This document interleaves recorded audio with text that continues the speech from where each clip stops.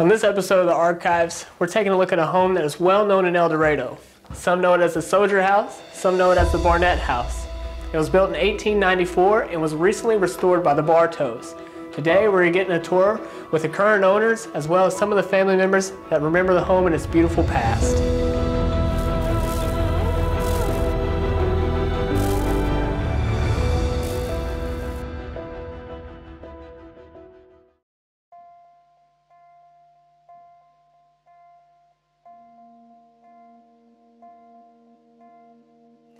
So today we're talking with Ron Mitchell. He's a descendant of Isla and Ida Soldier. He knows the house as a very young age.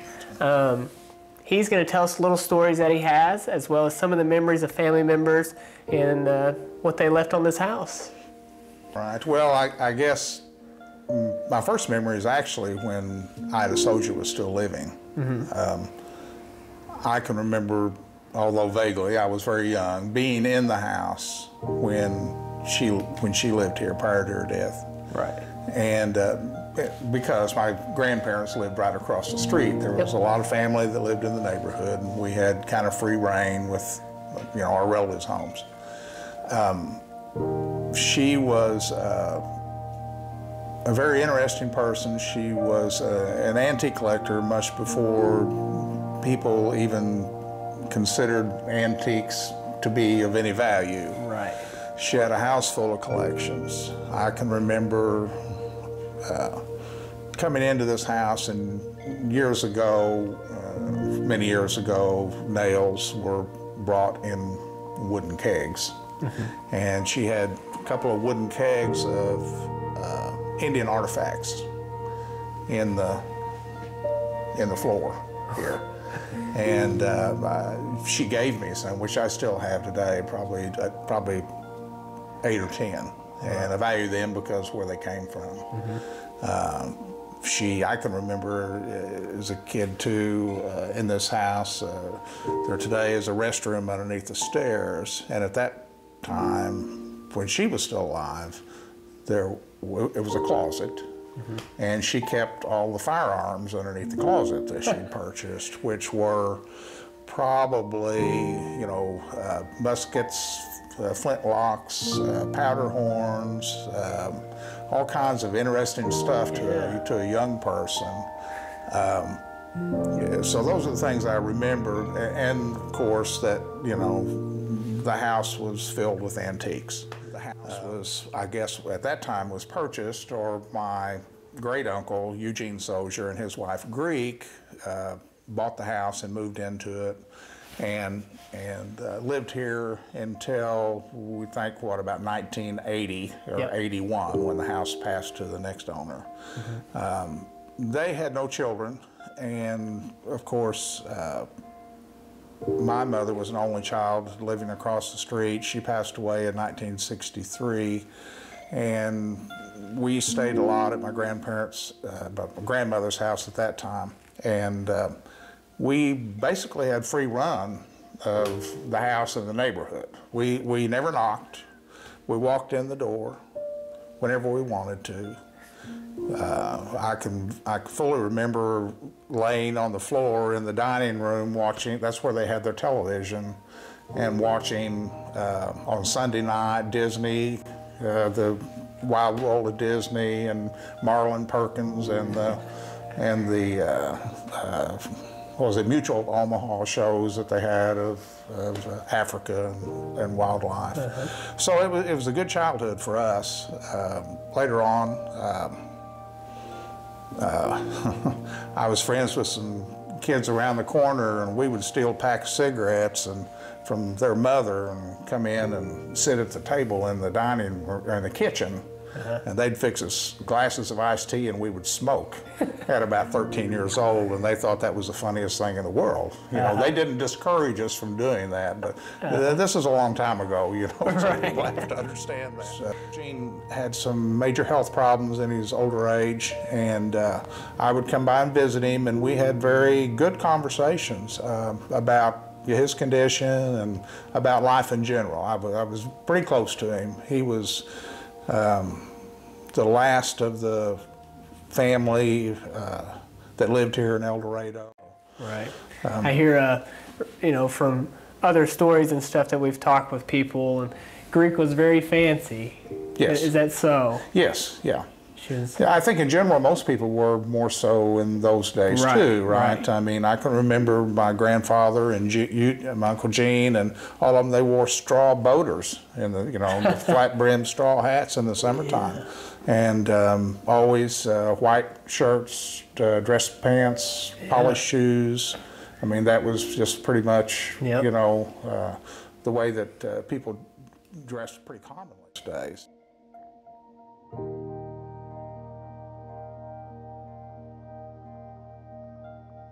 Okay. Well, I was a little girl in the neighborhood. Okay. And Mrs. Soldier, her name was Greek, and she called me Greek. And I always thought that was taboo, you know, because you need to say Mr. or Mrs. But not her. She was just like that. And in the summertime, she would make lemonade for us, or me mostly, because I was there. I guess I loved her probably. She was wonderful, always wonderful. And then at Christmas time, I got $5 every year, which was really a lot of money. But yeah, she was so sweet. And she had some cousins that we played with too, but I never got to get to see them. They lived in Harrisburg, which is a long time ago. Yeah, it was a wonderful place to be a child in Eldorado. And people were always nice. Good people.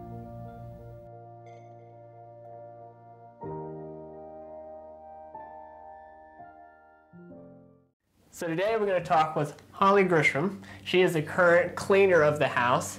She has a couple stories to tell about things that she hears, things that possibly that she sees here and there. So we're going to let her tell it.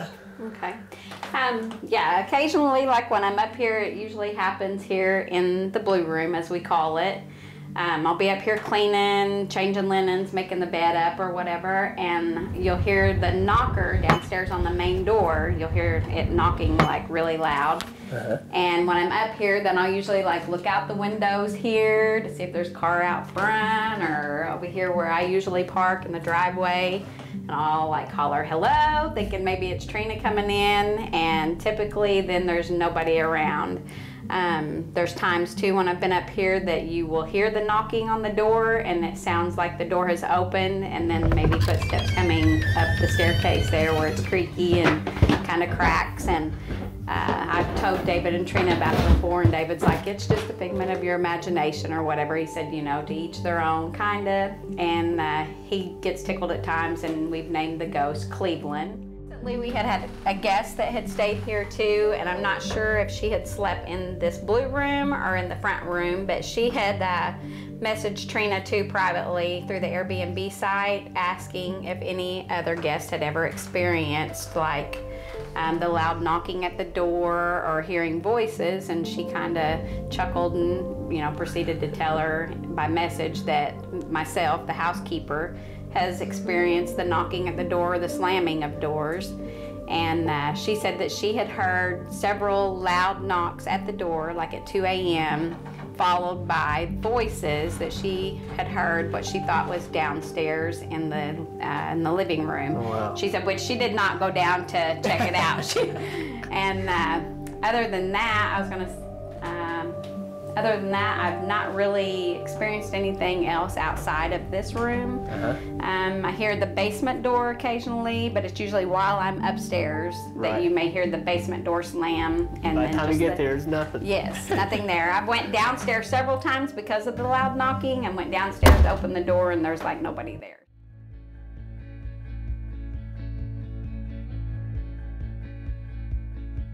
So today we're talking with David Bartow.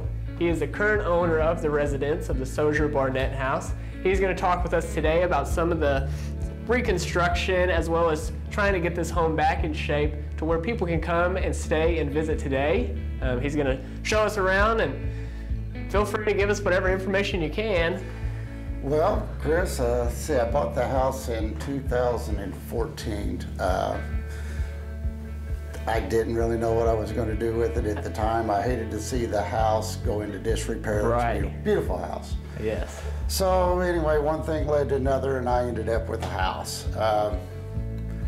It took a lot of work to put it back as close as we can to its original shape without compromising the architecture of the house. Right, right. So we started out with new windows, which needed, was a must. And then we started on the inside, and for most part of the things that you see was just paint. Yep. And cleaning and leveling floors. Right. It was kind of interesting as you get into the house and you start working on them, they kind of tell a story, although I haven't got it all figured out yet. Looking at the history, I think the house, the original construction, whatever it might have been, started in the 1870s. Oh, wow. Yep. And then you can tell by looking that a lot of changes have been made. And one of them is like these arched doors, these arched entryways, one here, one to our right. Those would not have been put here when this house was built. Right. And it's obvious because you can see Yep. Where they patched the floor to make these archways Right, larger. right. Which probably really helped things out as far as ventilation and opening up the house. That may have come when we had central heat. Yeah. Yeah, and then we can look at it from the outside, but the bay windows were also something that was added on Yeah. later. It definitely expands the room a little more. It gives it depth. Right, and when they did, all of the work that they did was quality work. Yeah. I mean, there was nothing that was, quickly just, and- yeah. They took their time. There were some things that they just didn't have the technology and the materials to do what we do today. Yeah. Those are some things that I had to fix. Yeah. But other than that, they've done a wonderful job. The construction of the house that is well done for its time. Right, right. So, my wife, she decorated. Thank God for Facebook Marketplace. Yep. So We're the same way. some of the pictures that are here are pictures that were original in the house. None of them, as far as I know, have any significance. They just need decor. Right, but Right. they do, and our guests they really like them for some reason. Yeah. So, Well, I tell you, it looks awesome in here, and I feel like I'm stepping back in time when I write. I love that part of it. So, all right, so now we'll make our way to the dining room. It's a little bit different than in there, a little more darker it feels, but a little darker. still feels homely though. This room too was most primarily paint and clean. We did. I don't remember if that chandelier was part. I don't think that was in the house when I purchased it, although some of the others are. Right. From what I understand, we actually have the house decorated a lot like it was back in the 30s, 40s, and 50s, because when we have some older guests or neighbors that come in and remember the house, they said, "Oh, that looks like the same bed," or "That looks like the same table." Well, it's not. Right. Once again, we had the bay window here, which when I got into the house, you could tell that these were put on later. And originally they were put in, and it was wooden, cedar sided or clapboard sided on the outside of the house. And then later, they veneered the whole house with brick. Right. It was interesting, kind of. It tells a story, but there's still a secret. The ceiling in this room is really leveled. Yeah. I mean, it's close, very close. Oh yeah. But when we get upstairs to the room above this, then it has a story to tell that something had happened in it. Right. And All right, so now we make our way into the kitchen. Looks a little bit more different in here. Kind of looks like an add-on maybe, or it was an add-on. looking at the archives from in the real estate tax office, they did a really good job years ago, 100 years ago, of mapping out the property, and it would have little codes as to if it were brick, if it were an outbuilding, if it was a residence, if it were a garage. So originally there was, I believe, a kitchen here.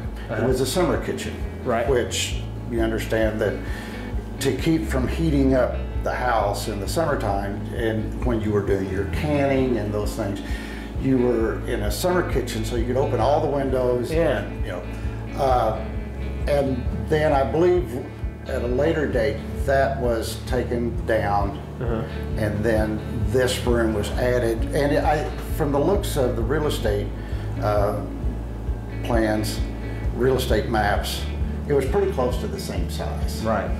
So, and then too, one of the things probably, they probably done some cooking in the main part of the house, too, especially in the wintertime. You could tell this was probably, what do you think? Early 40s? Yeah, 40s, 50s. Yeah. So in here we did do some major things. It was in the ceiling. This ceiling, part of it had collapsed because there was a leak in a bathroom upstairs, and it had plaster. Yeah. Which the ceiling had, there was other things that we needed to do, so we took it all the way out, and then we put a drop ceiling with this car siding, and it fits very well. Right. That was one of the major. That was one of the major things that we had to do here. We are getting ready to put down a new floor here in the kitchen. Okay. Now we make our way upstairs, and this is the hallway. This is the upper landing of the stairway. So, like I said, this would have been configured differently at one time when they added on, taken off the old summer kitchen, put on the new kitchen. That would have changed things. So no, it's a beautiful spot. We have a balcony out front, and so we have guests that occasionally sit out, have their coffee in the morning, and watch the world go by. Well, let's take a look at the bedroom. All right. So now this is a bedroom. I'm assuming this would be the master. This would be the master bedroom. That we have to call them something. So this is the master bedroom. This room also was primarily paint and clean and fix a few things.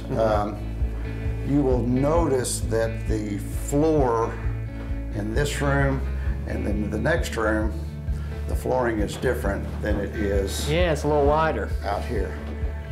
And we'll talk about that in a minute, because I do believe that this part is actually older than that part.